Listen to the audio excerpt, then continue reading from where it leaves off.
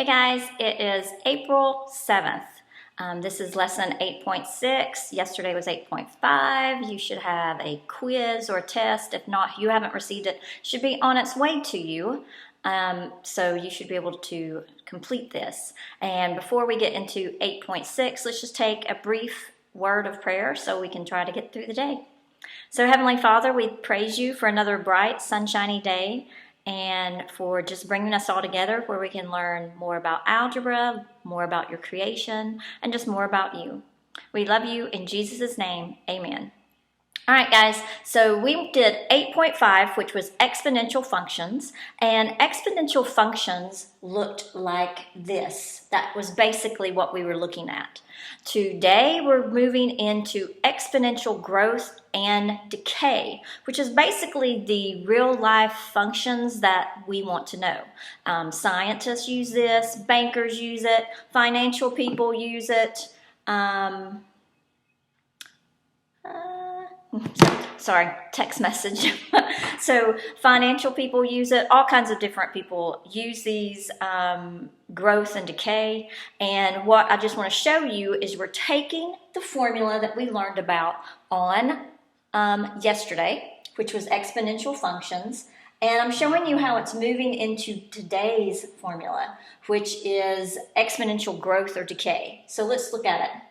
Basically what's happening is B is coming down here and becoming this parenthetical expression. And then you've got, of course, if we're looking right here, think about it. If you got a plus, then that's probably something's being added to it. What do you think's going on? That's probably growth. If this was minus, of course, this is just a basic function, but if you set this function up and it was minus, then that's probably going to be decay. That means your number is going down. And they gave you an example on page 357. If you haven't turned to your book, that's 8.6 is on page 357. And you can tell that, first they have the fish population, right? Fish growth going up, up, up, which that's normally not the case. It normally goes up or down. And then you have conditions where growth goes down. That was this town's population. It was going down, and you notice what was happening with it is that basically every time something was happening, you were multiplying it to a decimal, and it was going down. So hold on, I feel like I need to get through there and see if they need me. I'll just say, hey, in middle of video, can't come right now.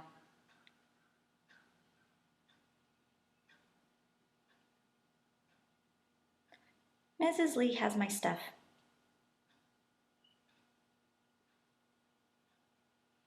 All right, so let's look at what we're doing. So if you'll turn over to the next page, let's just kind of go through this formula again.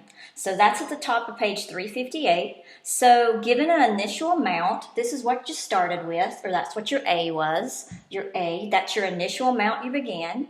And then you multiply it to your growth rate. So your growth rate is this. So basically, this is the growth factor, and this basically comes down here and becomes this. So it's the same concept. It's just you have to make sure you understand what that is. See if that was okay. Yeah, she said that was fine. All right, so that can be used to model exponential growth with the rate has to be, if it's growth, think about what has to happen. That R needs to be above 0. If it's exponential decay, then R has to be between, it has to be larger than a -1, I guess. When I say larger, yeah, larger than -1, and it has to be less than 0. So I'm just reading what you've got. This quantity becomes the growth factor. But if you look on page 359, they've tried to explain that to you with those two little billboards, the cute little cartoons they like to give you. And basically, this is the same thing as this, except the growth factor, B, becomes this parenthetical expression. And you still have your exponent here. So the big thing to remember about today's lesson is, because I know some of you like to very quickly do all this math in your head and you're going to end up with the wrong problem, is remember, this looks really clear. The only thing that's being hit by my exponent is b. Well, you need to remember that this whole thing is b. So using PEMDAS, I'm going to do what's inside the parentheses first, but then before I can do anything else, I have to use that exponent. Then I can multiply it to a, because I have a feeling a lot of you guys are going to say, oh, easy peasy, 1 plus whatever, then I'm going to go ahead and multiply this, then use my exponent, and you're going to get it wrong. You have to go ahead, figure out the parentheses, then use your exponent, then multiply it to what your initial amount was. Now, I'm just going to start looking, let's look at example 1. Because example 1, you have some things that look very similar to this on your test and on your quiz. And it's basically you just trying to recognize, they've given you 4 different formulas or equations, and you're supposed to recognize what each little thing is. So let's look at A. Example 1A, and then we'll just look at the weird ones that we've got here. So example 1A, I'll just go ahead and write it out. Example 1, and then A is f of n. Is that n? Can't see. No, that's f of t. Oh well. F of t equals 500. Then we got 1 minus 0, oh, a second, not 0, just 0.75. I'm just leaving out the 0, 0.75, and then t. And then you're supposed to say, they give you a little table, what are all these things? And that's one part of your test is just where you're trying to recognize what those things are. So let's look at it. It asks, what's your initial amount? Well, that would be A. So look here, A, that's 500. What is your rate of growth? Well, what they have done is your rate of growth is just simply R. And you can see right here we have R is negative, so that goes ahead and it tells you, or R is being subtracted, that tells you it's going to be decay because it's not being added. So you could already tell, all right, this is going to be added. Then to get the factor, what I'm going to actually do is I'm going to subtract this from 1. So what's my growth factor? In that one, it ended up, if I subtract 1 minus 0.75, or I subtract 0.75 from 1, my growth factor becomes 0.25. That's just me doing the parenthetical little expression in there. And then I go back here. What's happening to it? Is it going up? Is it going down? Remember, that's where you look at your negativity of your factor or of your growth rate. It's, I'm subtracting. That's going down. So I put in that table, that is decay, right?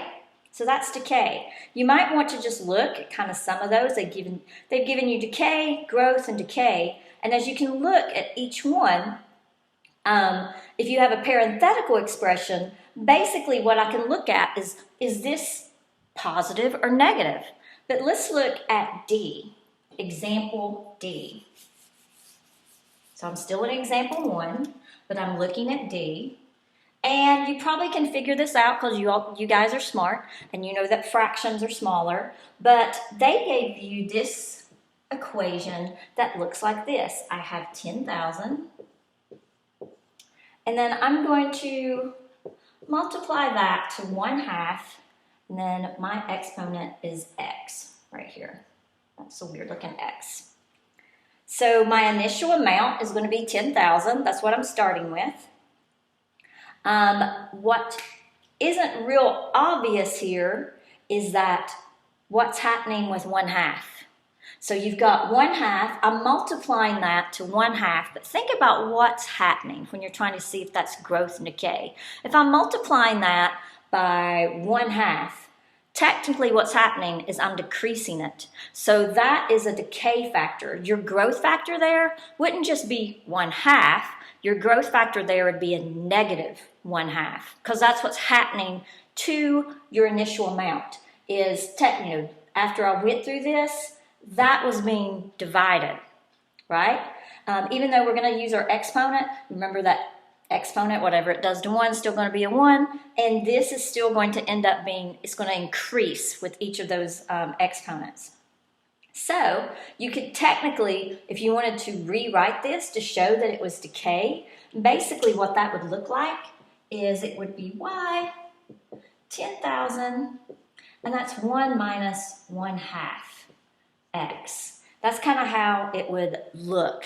If what they did, of course, is basically they've gone ahead and done that. They went ahead and did the subtraction and just gave it to you right there. They just want to see, do they know that? Do they know that that's going to actually be decay? All right, now I want you to move over to page 359, and then I want you to circle the billboards, because you kind of have to know the difference between these two equations. And then circle example 3, because on your test, you have a question that's about mold cultures, and it's somewhat similar to it. On your quiz, what's really similar to this, that you set it up and you solve it very, in much the same way as example 3, is a question about population. Then let's read through here. We have a financial formula that really ends up looking a whole lot like our growth formula, or because financial, hopefully it's not a decay problem. Of course, we are going through a little recession right now, so it might be that some of us are going through some decay. But this can actually become a financial problem. It's a financial problem that you have seen before in the 7th or 8th grade, and it's a compound interest. We talked about this a little bit last time, but compound interest is going to look really similar to this, but it's there in your table on page 359, right? Because it has the compound interest formula, and you have used this formula, like I said, probably in the 7th or 8th grade, you had a formula that looked really similar to this, and you just weren't real sure what it was, and that's x too. I'm just making sure all my letters are the same. So this is going to stand for what your account balance is going to be after you do all the mathematics through here. P is for principal. That's the amount you're going to stick into your savings account. So whether it's $10, 10,000, 1,000, 500, whatever you're sticking in there. Then if you look at X, that's standing for the number of periods, or the number of times it's going through that compounding. Then you have your rate. This is your interest rate. Your periodic interest rate is right there. And remember, that was just an easier way for us to figure that out, other than trying to do that simple interest formula and having to do it multiple upon multiple times. Then if you want to look here, there's rate can get a little more complicated. That's what that table was telling you. If there are n compounding periods in each of the t years, because remember, this stands for the account balance after an amount of t years, and t in the simple interest formula, which is I equals PRT. Remember that one? I equals PRNT. If you remember what T stood for, it stands for years. Well, let's say your interest is being compounded quarterly, and compounded quarterly would be every 3 months, and there's 4 quarters per year. Then technically what I would have to do is I would have, if my annual percentage rate was 5%, which is like phenomenal, that's probably you're playing more the stock market than you are, then my annual percentage rate is 5%, then that basically, I'd go ahead and convert it, and then this would end up becoming, how many times would that be divided by that? So it would basically be R equals my annual percentage rate divided by how many times it's being compounded in that year, or it'd be divided by 4. And they've kind of given you a couple of formulas you can do. So if you know that it's compounded quarterly or something like that, you're going to have to divide it by n. Sorry, I thought I heard someone knocking at my door, but I think they left. Okay, Let's move on to your next section. So I want you to look at example 5. Example 5 is a depreciation problem. It's talking about automobiles. The one on your test is depreciation about for computers. So, and of course you remember just financially, the worst thing you can do to a brand new car is to drive it off the lot. You know, and that's just, yeah, it depreciates a lot right after that. So let's look at, that would be decay. So if you think of depreciates, what's happening to it is it's decaying. So if there's amount of percentage depreciating, I would have to stick in that percentage rate as a negative, not as plus, right? I'd have to make that negative. So when you get to your quiz problem with depreciation, just make your little note that I need to go back to example 5 to look at that. Now, I am going to do a few problems where we can do them together while we're all here together.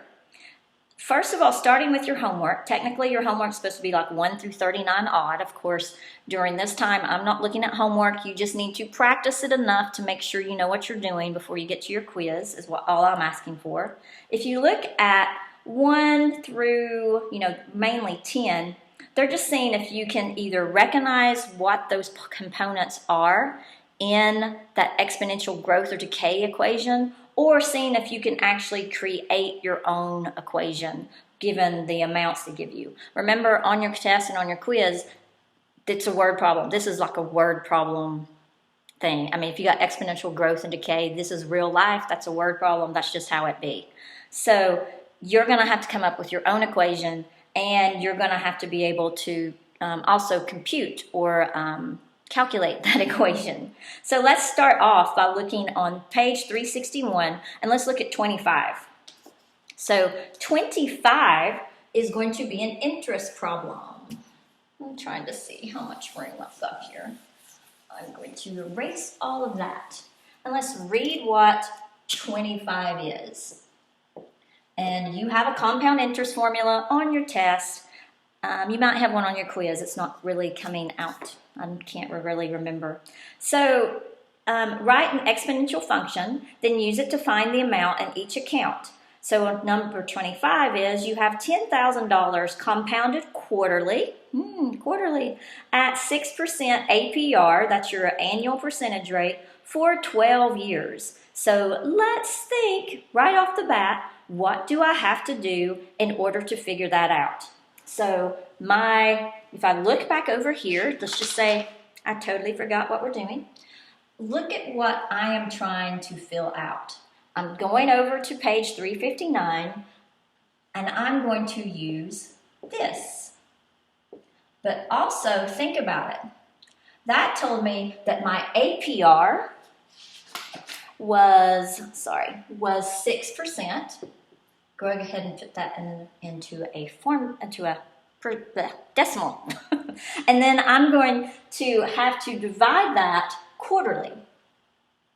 So quarterly, how many quarters do I have per year? Well, think about it. Quarterly would be 3 months. So I have basically 4 quarters in a year. So that's the first step that I'm going to have to do, is I'm going to have to make that division. So then as we do that, we'll go ahead and fill in everything else we know. My principal is $10,000. I'm going to keep that. But I'm going to go ahead and make this division and then put it right there. So 0.06 divided by 4. And what do we have here? Divided by 4 is, I just saw it and then it disappeared. That would end up being 0.4, right? Do y'all have that? 0.04? Oh, we could do that real quick rather than me just going crazy here. So if I put on 0.06 and then that's divided by 4, that is going to be 0.24. So what did I do here? Oh yeah, I was just looking, I was totally looking at something different. Yeah. All right, so we've got that rate written out, and then we're going to have this formula, so let's go ahead and do that. 0.64, we did that. 24, right? I'm going to check that again. 0.06 divided by, I think I hit plus, okay, there, 4. We have, oh, I knew that was wrong. I knew something was wrong. That's why I said, let's do that again. 0.015, there we go. So that was me doing this. 0.06 divided by 4 was that. Then we have our x up here. So x is basically giving me how many, so hold on. This is going to end up being, so quarterly. So let's think about what the quarterly amount is going to be. That's going to be basically every 4 times how many years did they tell me? So for 12 years. So every 12 years, I'm going to hit that exponent 4 times, right? So that's, I'm going to have to figure out that exponent like that as well. So let's see if we've got everything we need to go ahead and figure that out. So we did that and got 0.015. We're going to go ahead and multiply that 4 times 12. That's going to end up making that 48. First step I need to do is go ahead and add those together. So I'm going to go ahead and write it out. You all probably have this figured out before me. So 1.015. Here's where you have to stop.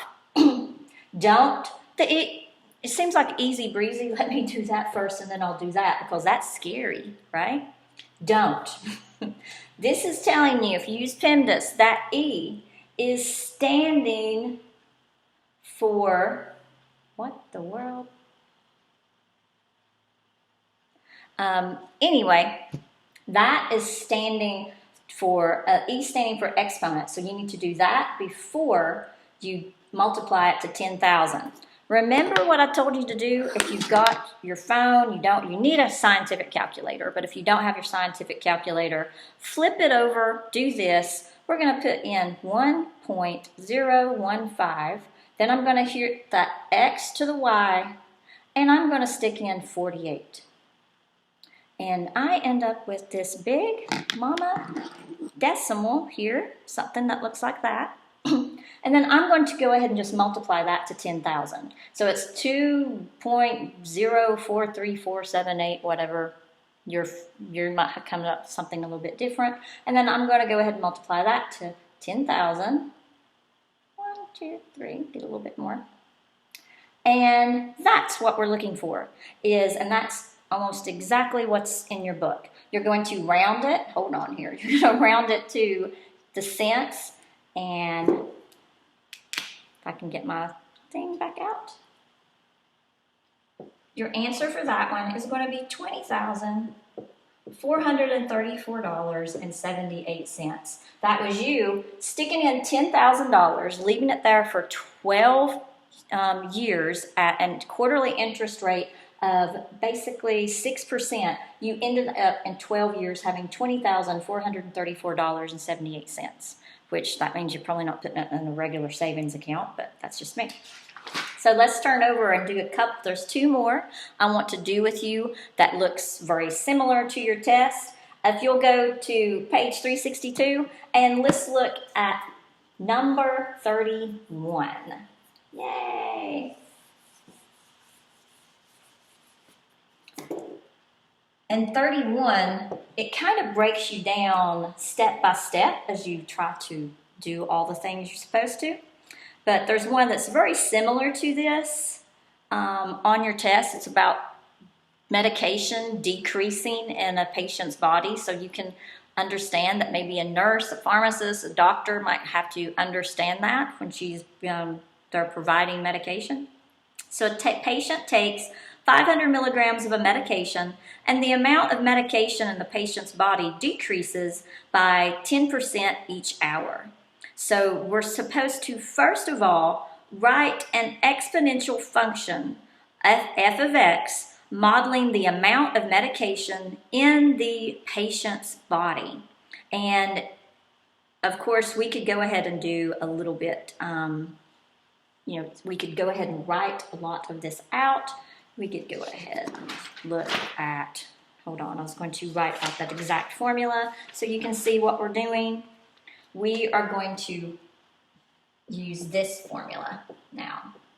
And if it's decreasing, what do you think it's going to be? Do you think it's going to be decay, or do you think it's going to be growth?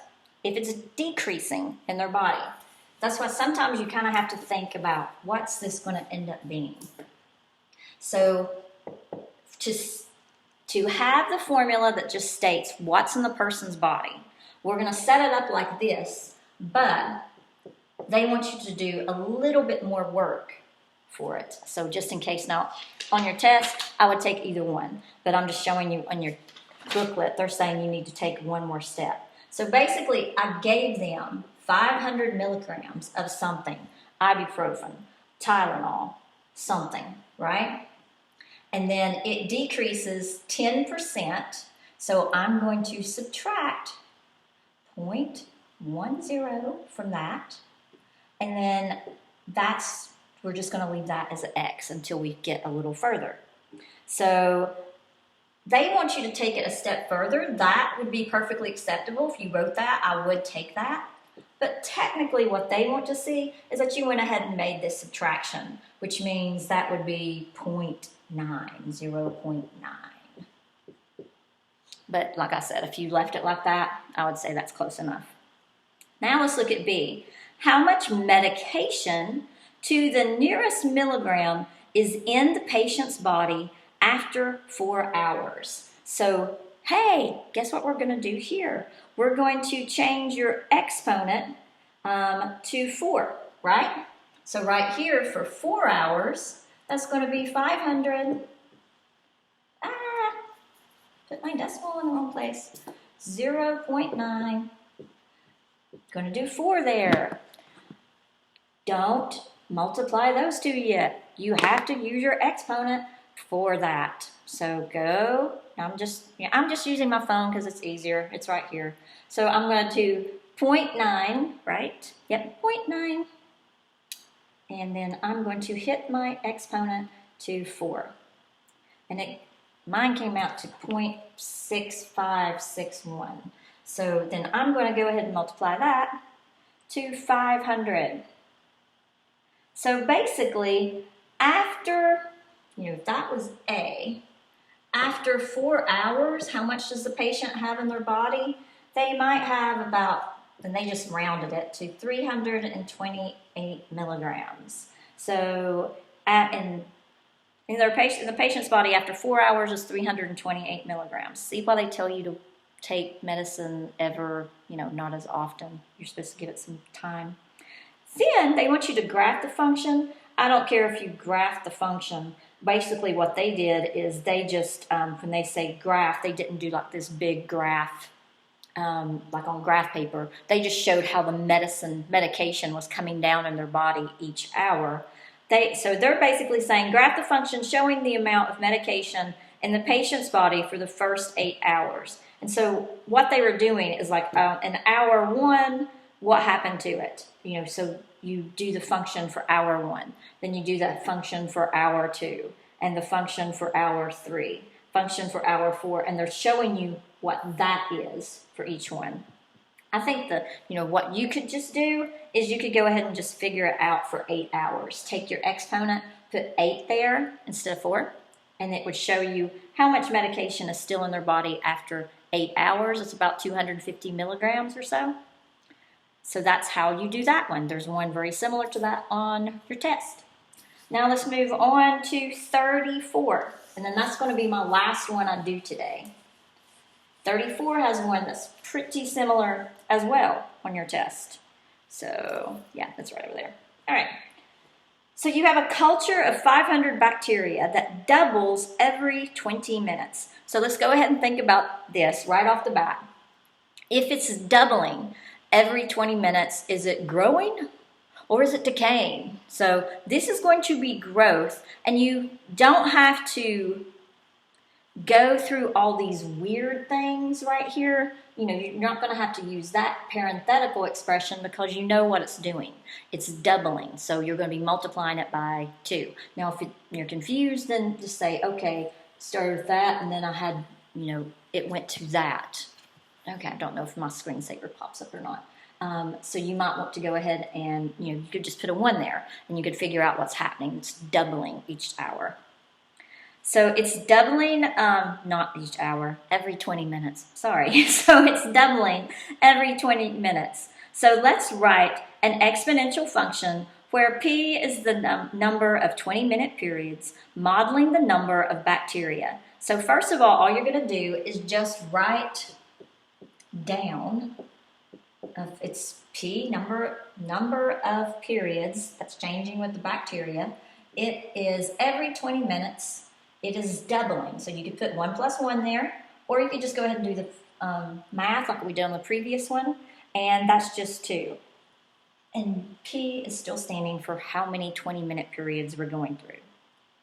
Then we are going to determine the number of bacteria after 2 hours. So if you think about the number of bacteria after 2 hours, that is fine, but if it's 2 hours, you have to figure out how many 20 minutes are there per hour. And you might do this a complete different way, but I'm just showing you. So in an hour, it's 60 minutes. How many 20 minutes are there in those 60 minutes? This you could probably do in your head, but if you can't figure that out, 60 minutes divided by 20 is going to tell you how many 20-minute periods there are in an hour. So there's 3 of them. And then, so we're doing that for an hour. So I'm going, and then, yeah, for this is 2 hours. So I've got 3 20-minute periods per hour, and then I'm going to multiply that to how many hours I'm doing this for. And that is 2 hours, see, for 2 hours. So if we look at what we're doing in this first one, then basically my exponent there is going to be 6. And then we have to be able to figure that out. Once again, take your scientific calculator, or if you don't have one, use your, flip your phone and get it this way. And so I'm going to take 2 and I'm going to take it to the 6th power, and I have 64. And then I'm going to go ahead and multiply that to my 500 bacteria, and I have 32,000. So that next one's going to be 32,000. Is there another one that we're supposed to do? Yeah, determine the approximate number of bacteria after just 1 day. And of course, probably the easiest thing to do, they even gave me a scientific notation for here. I think the easiest thing for that, because this number is going to explode your calculator, even if you have a great big one. Just write the formula, or if you wanted to write it, if you wanted to give it in scientific notation, that's fine. But I'd say, let's just write the formula, and I think that's good enough. So, and that's what I'll accept on a test or a quiz as well, because that's, if you didn't have a really high-powered calculator, which some of you don't, then you're probably not going to be able to figure out that number. So basically what would happen for that is I would take 500. I know that there's 3 20-minute periods, or 3 20-minute periods during an hour. And then for a day, right, it tells me, determine the approximate number of bacteria after 1 day, and that's 24 hours. So that would be how I would figure that out. Sorry, I glanced down, or you could go ahead and figure this out if you wanted to. 3 times 24, that would be 72. Now, if you want to figure that out and put down a huge number, you can. That would be sufficient, though, if you just showed basically how you solve that. So one thing is, while we're talking about bacteria, this is one reason why lots of scientists, if they're trying to figure out evolvement or mutations or different things like that, they often use bacteria, because in a 24-hour period, you could get multi-generational growth over and over and over. That's why quite often bacteria is used for things like that. All right, so that is everything for today's lesson. This is April 7th, once again.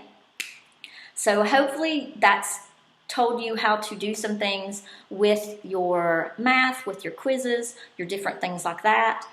If you have any questions, I've had some people text me, and that's perfectly fine, and I can work out some problems and maybe just send it, or set up problems and send it back to you. That's perfectly fine. Or if you want to leave me comments below, or if you want to leave, text me, put some comments on Facebook.